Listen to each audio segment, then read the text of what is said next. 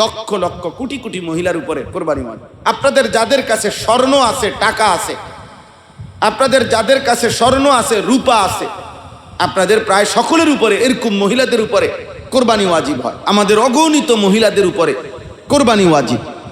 জমা টাকা আছে, 10,000 টাকা আছে মহিলার, 20,000 টাকা আছে আলমারিতে, ব্যাংকে, সমিতিতে, কাউরে হাওলাত দিয়ে রাখছে, ব্যাগে, যেখানেও আছে উনার টাকা। এটা স্বামী দিছিল অল্প অল্প করে জমাইছে, ফুতে দিছে অল্প অল্প করে জমাইছে, ভাইয়ে দিছে অল্প অল্প করে জমাইছে, তাহলেই ওই মহিলার উপরে নিঃসন্দেহে কোরবানি ওয়াজিব। এই মহিলার পক্ষ থেকে কোরবানি দিতে হবে। 20,000 টাকা বড় মনে হলো, আপনার আখেরাতের জন্য অনেক বড় নেকি। তা আপনার আখেরাত তো আপনার আখেরাত, আপনার সওয়াব তো আপনার সওয়াব। মানুষের কাছে ফেসবুকে পরিচিত হওয়া, ছবি দিয়া গ্রামের মানুষে বলবে বড় গরু কোরবানি দিছে, অথবা মানুষে বলবে প্রতি বছর কোরবানি দেয়, এ বছর দেয় না। অনেক মহিলা আছে যারা ফেতরা দেয়, ওই যে 110 টাকা মনে করে এটা তার গায়ে বাজে না, 110 টাকা, এটা 2বার দিলেই কি 220 টাকা হইব।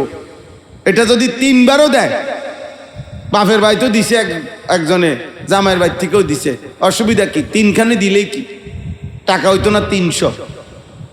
তো এটা করে চিৎকার দিয়ে দিলেই কি? এইটারে খুব বিরাট কিছু মনে করে, আরে ফেতরা দিছি। কোরবানি ফরজ সত্ত্বেও যে কোরবানি করে নাই, সে যেন মুসলমানের ঈদগাহে না আসে, সে যেন ইমানদার মুসলমানের সাথে না চলাফেরা করে। নবীজি বলেন, কোরবানির প্রাণীর প্রত্যেক পশমের বিনিময়ে আল্লাহ তাআলা নেকি দান করে। আল্লাহর নবী সাল্লাল্লাহু আলাইহি ওয়াসাল্লাম নিজে ফাতেমাকে বলছেন, ফাতেমা, এখন তোমার কোরবানির প্রাণী জবাই হবে, নিজের চোখে তোমার কোরবানির, তোমার প্রাণী যে জবাই হবে এটা দেখো, কেননা তোমার কোরবানির প্রাণীর প্রথম ফোঁটা রক্ত জমিনের মধ্যে পড়ার সাথে সাথেই আল্লাহ তাআলা তোমার বিগত জীবনের সমস্ত গুনাহ মাফ করে দিবেন। এবার বান্দা যদি জিজ্ঞেস করে, আল্লাহ এত গোশত আমি একা নেব? আপনারা মা বোন, আপনাদের প্রত্যেকের জন্য জরুরি কোরবানির বিষয়েও আপনারা যত্নবান হবেন।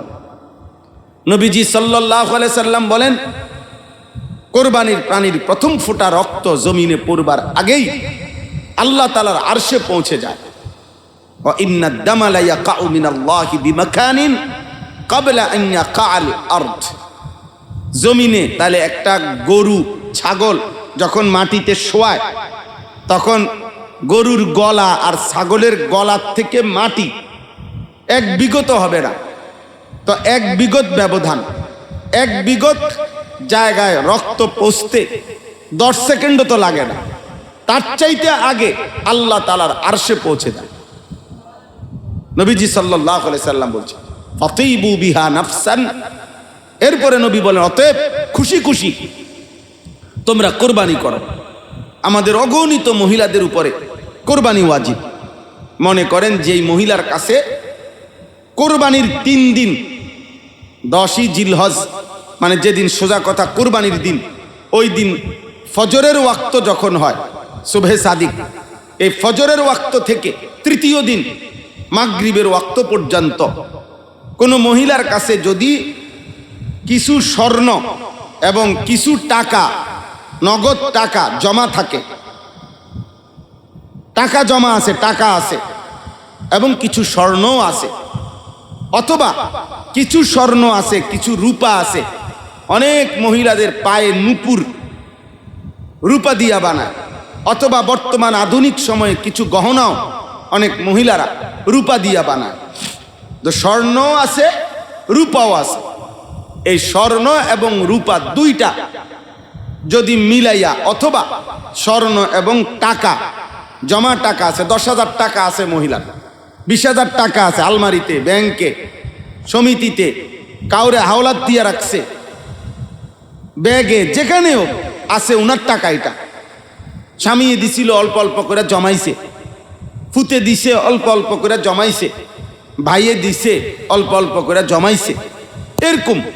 তাহলে এই স্বর্ণ এবং রূপা অথবা স্বর্ণ এবং টাকা দুইটা একত্র করে যদি দাম হিসাব করলে 52.5 ভরি রূপার দাম যা সেই পরিমাণ হয়, গতকালকেও মাগরিবের আগে আমি আমাদের কুমিল্লা মুরাদনগর কোম্পানিগঞ্জ বাজারে বড় ব্যবসায়ী, স্বর্ণ ব্যবসায়ী আমাদের নাহিদ ভাই, ওনারে আমি নিজে জিজ্ঞেস করছি। আমরা গতকালকেও হিসাব নিছি, 52.5 বড়ি রূপার দাম 1,90,000 টাকা, 3600 টাকা করে বড়ি, তাইলে 1,90,000 টাকা।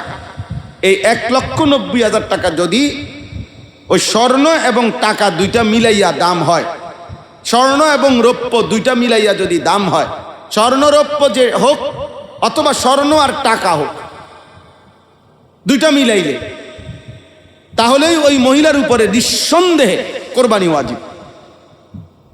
এই মহিলার পক্ষ থেকে কোরবানি দিতে হবে। লক্ষ লক্ষ কোটি কোটি মহিলার উপরে কোরবানি ওয়াজিব। এই হিসাবে এক বড়ি স্বর্ণ আর 10,000 টাকা, তো দুইটা মিলাইলে 1,90,000 টাকার উপরে, অনেক বেশি হবে। এক বড়ি স্বর্ণের দামই তো এখন 2 লাখ 2.5 লাখ টাকা। হ্যাঁ, যদি নিয়ম হলো, অনেক মহিলা প্রশ্ন করবে, তাহলে হুজুর 7.5 বড়ি স্বর্ণ কিতা, এই কথাটা কি? এটা হলো যদি কোনো পুরুষ কিংবা মহিলা যেই হোক, যার কাছে শুধু স্বর্ণ আছে, 1 তোলা রূপা নাই, অথবা জমা আলাদা কোনো টাকা নাই, শুধু স্বর্ণ আর কিছু নাই জমা, এই তাহলে স্বর্ণ হইতে হবে 7.5 বড়ি।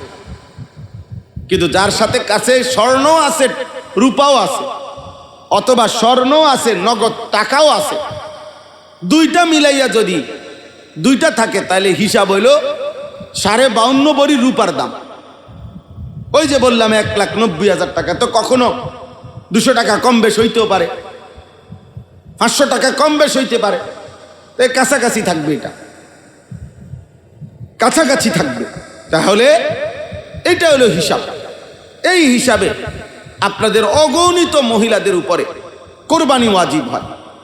নবীজি সাল্লাল্লাহু আলাইহি সাল্লাম কোরবানির ব্যাপারে অনেক গুরুত্ব দিয়েছেন। বিকুল্লি শাআরাতিন হাসানা, নবীজি বলেন কোরবানির প্রাণীর প্রত্যেক পশমের বিনিময়ে আল্লাহ তাআলা নেকি দান করেন, প্রতি পশমের বিনিময়ে নেকি হয়।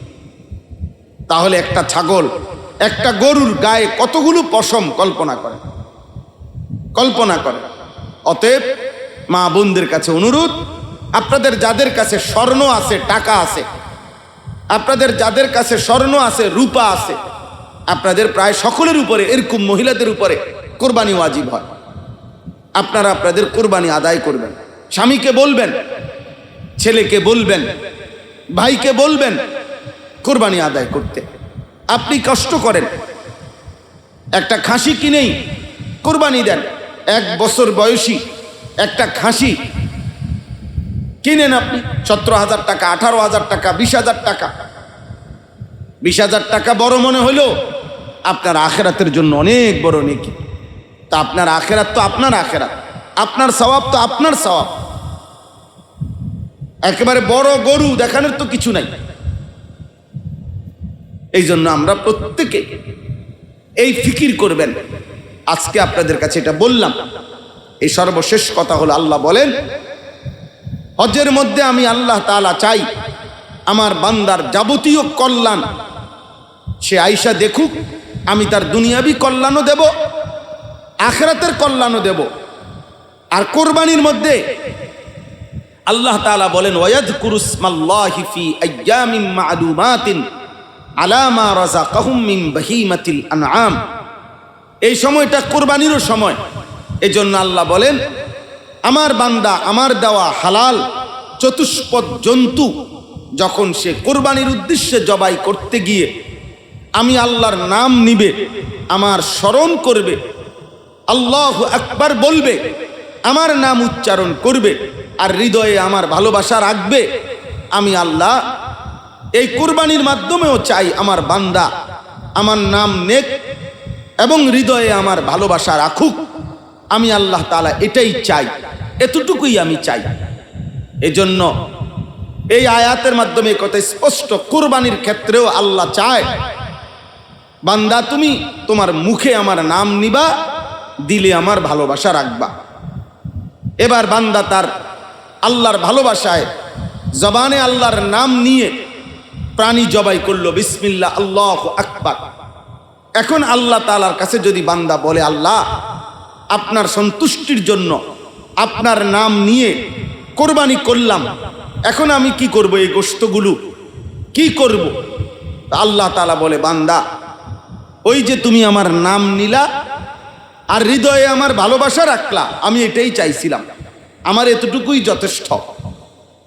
জবানে তোমার আমার নাম, হৃদয়ে তোমার আমার ভালোবাসা, আমার সন্তুষ্টি কামনা, আমি এটা পাইলাম, এটা নিলাম। ফাকুলু মিনহা, গোশতটা তুমিই খাও, আমার গোশত লাগবে না, গোশত তুমিই খাও। এবার বান্দা যদি জিজ্ঞেস করে, আল্লাহ এত গোশত আমি একা নেব কেন? এত গোশত আপনার জন্যই করছিলাম। তো আল্লাহ তাআলা বলে, আচ্ছা তাইলে ঠিক আছে, তাহলে আতইমুল বাঈসাল ফাকির, ক্ষুধার্ত, অভাবী, ফকির, গরিব, অসহায়, স্বজন, আত্মীয়, প্রতিবেশী, পড়োশী, এলাকাবাসী, তো গরিব, দুঃখী, দুস্থ, ক্ষুধার্ত, ওদেরকেও খাওয়াও, ওদেরকেও দাও, দান করো, এত নেকি হবে। মেহমানদারি করো, এত নেকি হবে। মেহমানকে মেহমানদারি করলেও নেকি, গরিব দুঃখীকে দান করলেও কি নেকি। তাহলে পুরা গোশতটা আল্লাহ তাআলা আমাদেরকে দিয়ে দিছে। শুধু আল্লাহ তাআলা কোরবানিতে আমাদের থেকে কি নিলেন? আল্লাহর নাম যে আমরা উচ্চারণ করছি এটাই নিলেন, আর হৃদয়ে যে আল্লাহর জন্য করছি এটাই নিলেন।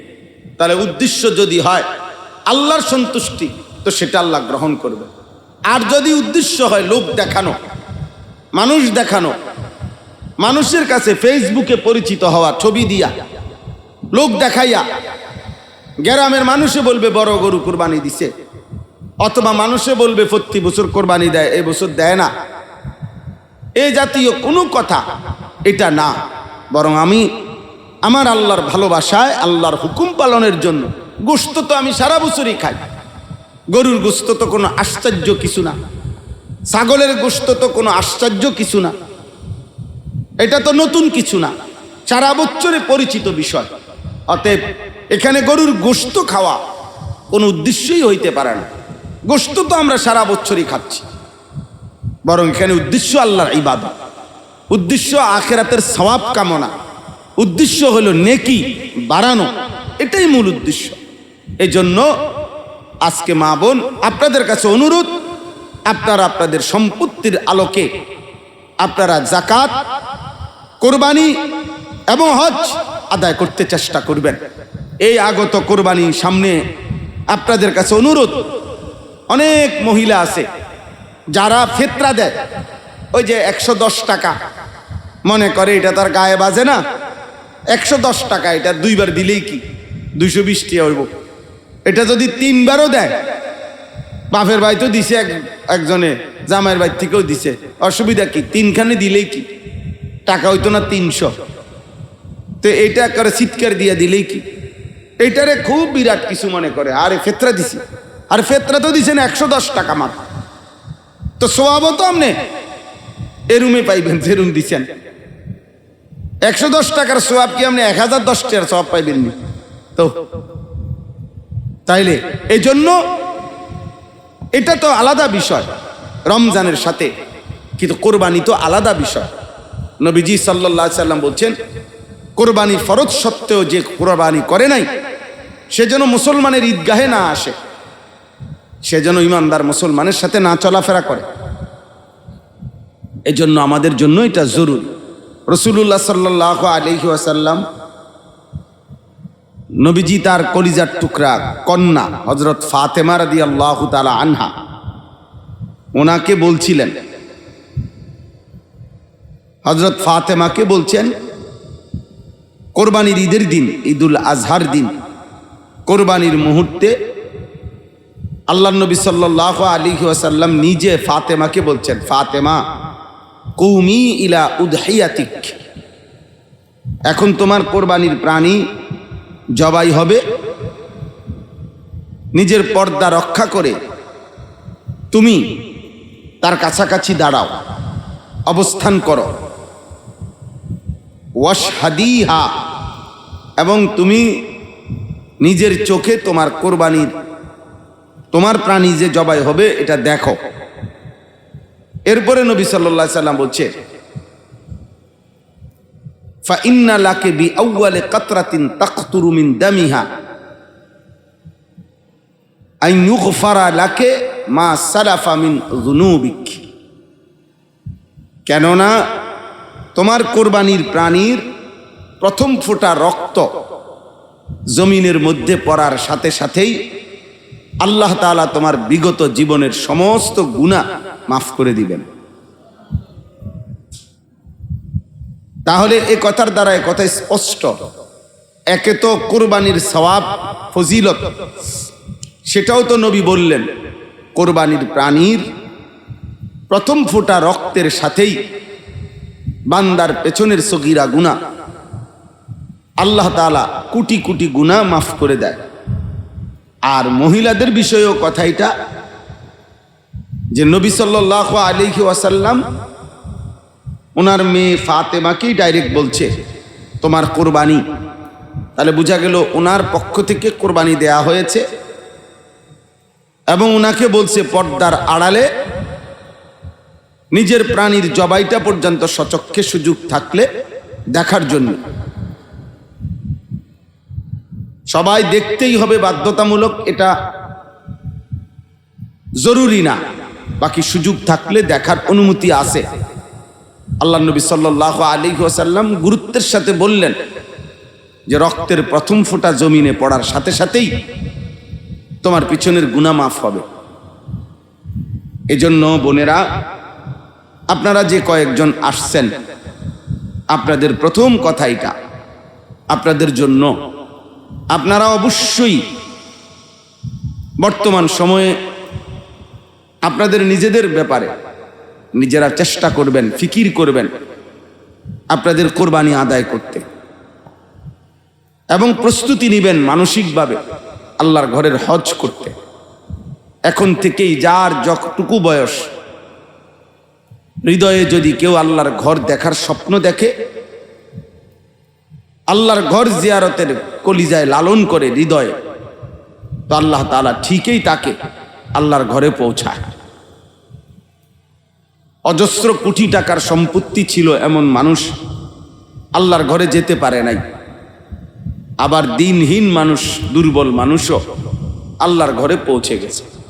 আমাদের চোখেও দেখছি আল্লাহর ঘরের চারপাশে তাওয়াফ করে আমরা এমন মানুষ দেখছি যে লাঠিতে ভর করে চলে, অন্ধ। এরকম মানুষকেও দেখছি আল্লাহর ঘরের চারদিকে তাওয়াফ করছে, চাক্কা দিয়া ভর করা। মাটির মধ্যে বাচ্চারা যেভাবে কনুই এবং হাঁটুর মধ্যে হামাগুড়ি দেয়, এইভাবে চাক্কা দিয়া মাটির মধ্যে হাত দিয়া দিয়া তাওয়াফ করতেছে, এরকমও দেখছি।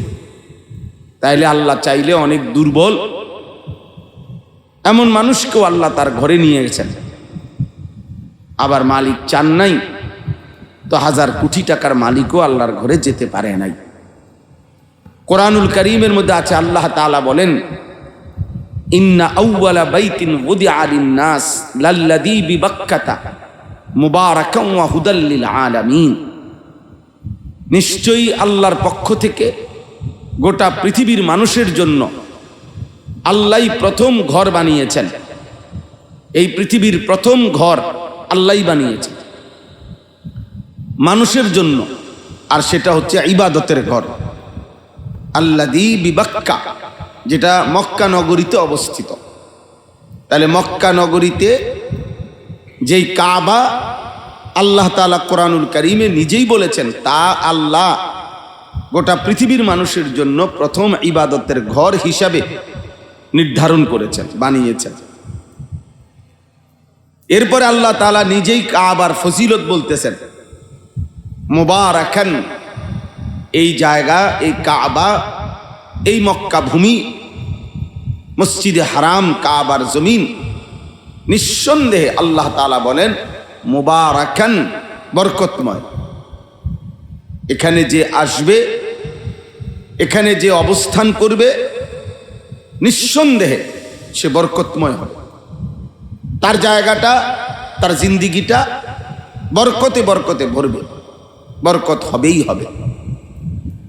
মূলত স্বাভাবিকভাবে আমরা লাভ বলতে দুই রকম বুঝি। একটা হলো টাকার পিছে টাকা বাড়লো, সম্পদের পিছে সম্পদ বাড়লো, তো লাভ হইল, লাভ হলো। কিন্তু প্রয়োজন পূরণ হলো না হলো না এটা দেখার বিষয় না। অনেকের লাভ এরকম, লাভ হইছে ঠিক আছে, 10 টাকায় 10,000 হইছে, 10,000 টাকায় 10 লাখ টাকা হইছে, কিন্তু তার প্রয়োজন পূরণ হয় না।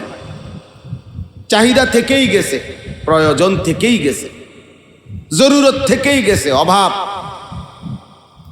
পেরেশানি থেকেই গেছে। এটা এক ধরনের লাভ।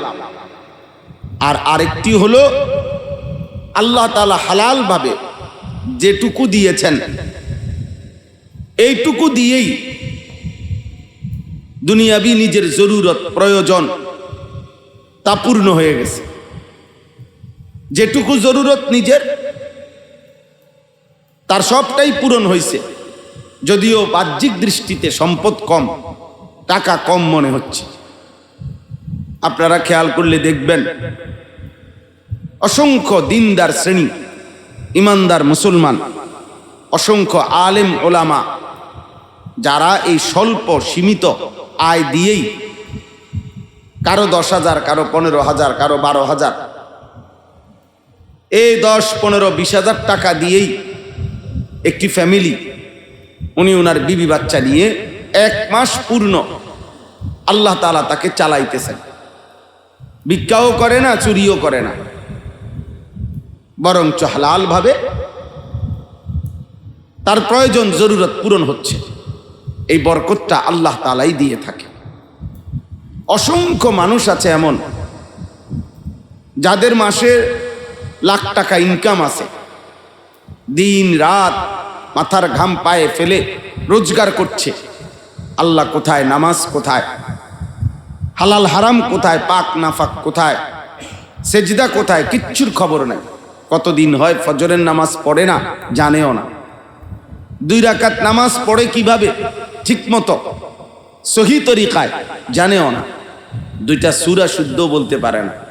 দুনিয়া তারে এমন ব্যস্ত বানাইছে, দুনিয়া তাকে এমন পাগল বানাইছে যে 2টা সূরা 4টা সূরা ঠিক করবে, রুকু সেজদা ঠিক করবে, বদনসিবের এটাও কপালে জোটে না। ব্যস্ত আর ব্যস্ত, ব্যস্ত আর ব্যস্ত। টাকা দরকার, আরো দরকার, আরো দরকার, কিন্তু রাত্র দিন এভাবে পরিশ্রম করেও, মেহনত করে, আল্লাহ ভুলে, আখেরাত ভুলে, নামাজ রোজা বন্দেগী ভুলে গিয়ে এত পরিশ্রম, এত রোজগার, এত কিছু করার পরেও দেখা যাবে কিস্তি চলে 4টা 6টা, অভাব তার মিটে না, চাহিদা তার পূরণ হয় না। ঝগড়া ফাসাদ, কাড়াকাড়ি, কামড়া কামড়ি, হাহুতাস, সম্পদ নিয়ে, অর্থ নিয়ে, টাকা পয়সার জন্য মারামারি, খুনাখুনি, ঝগড়া ফাসাদ চলতেই থাকে। অভাব তার লেগেই থাকে, প্রয়োজন তার পূরণ হয় না, কিস্তি তার শেষ হয় না। তার মানে বরকত হচ্ছে না, লাভ হইতেছে, টাকা আসতেছে, কিন্তু বরকত হচ্ছে না। নিজের জীবনের মধ্যে সময়ে বরকত হচ্ছে না, আমলে বরকত হচ্ছে না, জিকিরে বরকত হচ্ছে না, আখেরাতের ফিকিরে বরকত হচ্ছে না। তাহলে বরকত হলো জিন্দিগিটা যার ইমানে, আমলে, আখেরাতে, আল্লাহর বন্দিগিতে কাটে এবং হালাল যেটুকু আছে এটুকু দিয়েই প্রয়োজন পূরণ হয়ে যায়, চাহিদা পূরণ হয়। এটা বরকত, এটা নিঃসন্দেহে বরকত। তো এই জন্য বললাম, আল্লাহ তাআলা বলেন কাবা বরকতের জায়গা, মক্কার কাবা আল্লাহর ঘর বরকতের জায়গা। মুবারাকান, তার মানে আল্লাহর ঘরে যে যাবে তার জীবনে বরকত আসবেই আসবে, বরকত আসবেই আসবে। নবীজি সাল্লাল্লাহু আলাইহি ওয়াসাল্লাম বলেছেন, মা আমআরা হাজ্জুন কাত্তু। নবী সাল্লাল্লাহু আলাইহি সাল্লাম বলেন, নবীজি ওয়াদা দিছেন, আল্লাহর ঘরে হজ করে, আল্লাহর ঘরে গিয়ে খরচ করছে হজের জন্য, উমরার জন্য, এমন ব্যক্তি কখনোই এই কারণে দরিদ্র হবে না। আল্লাহ তাআলা আমাদের সবাইকে তৌফিক দান করেন।